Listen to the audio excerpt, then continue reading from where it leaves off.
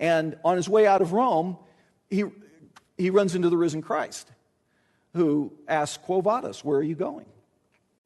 No, excuse me, other way around. Peter asks him, where are you going? And Jesus says, I'm going back to Rome to be crucified again because you won't.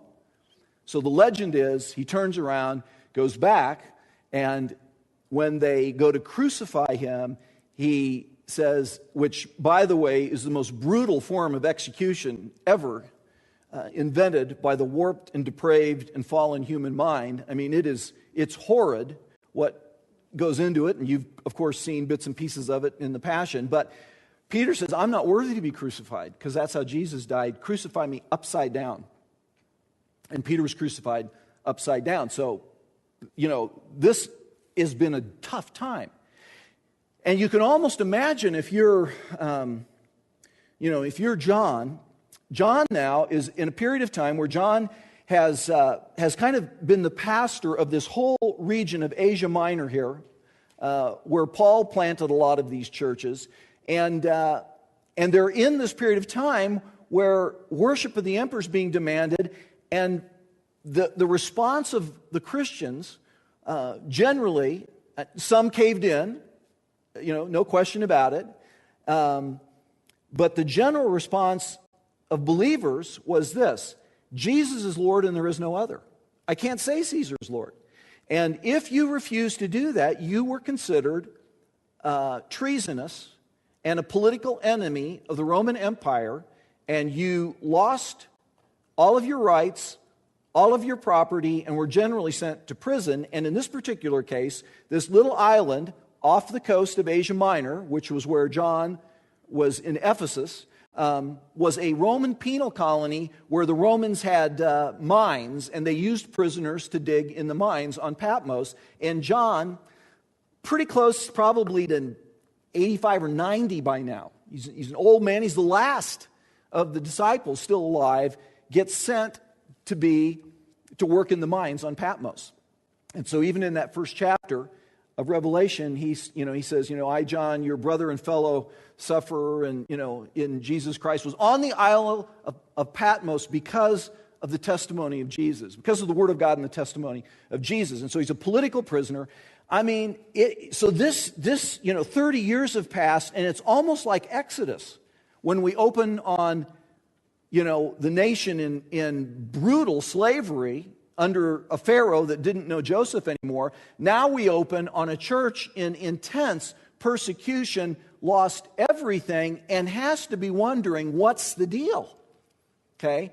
And it's in this darkest hour, maybe since the crucifixion, in many ways, the darkest hour that Jesus comes and makes himself known to John there on the island of Patmos, and that encounter is recorded for us in the book of Revelation. John hears a voice, and he turns around to see who is speaking to him, and of course, I'll go back here. He sees Jesus, and I love this chapter, and I'll talk about myself. I think I'm still living in Act 2 too often, because when I think about Jesus, I think about him in his incarnation. I think that's the image I have. Jesus is not like that anymore. And in his incarnation, John and Jesus were so close that that John was like he would lean his head on Christ's breast as they reclined at table. I mean, it was this incredible, intimacy. And now he sees Jesus and he falls on his face as though dead, because what he sees is Jesus as he is, not as he was. And again, I too often think about Jesus like he was. And what he is risen and glorified and totally still in control with the Father of the destiny of human history. George MacDonald, who was the inspiration for C.S. Lewis to write fantasy and Christian fiction, he was a really 1850s, 50 almost 100 years before Lewis or whatever. In one of his books, he makes the statement, God is all right.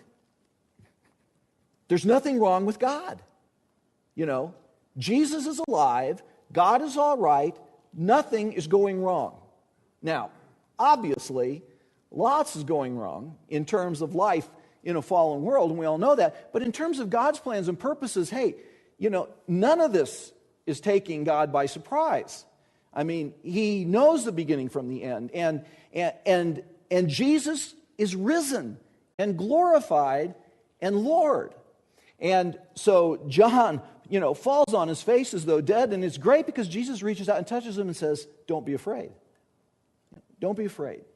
And then he reveals to him and he says, write what you see. You know, what is, what you've seen, what is, and what will take place after these things. And he is given in, again, one of the darkest hours of the history of the church, an explanation for what's going on and what's going to happen where everything is headed. Now that takes us into scene 2.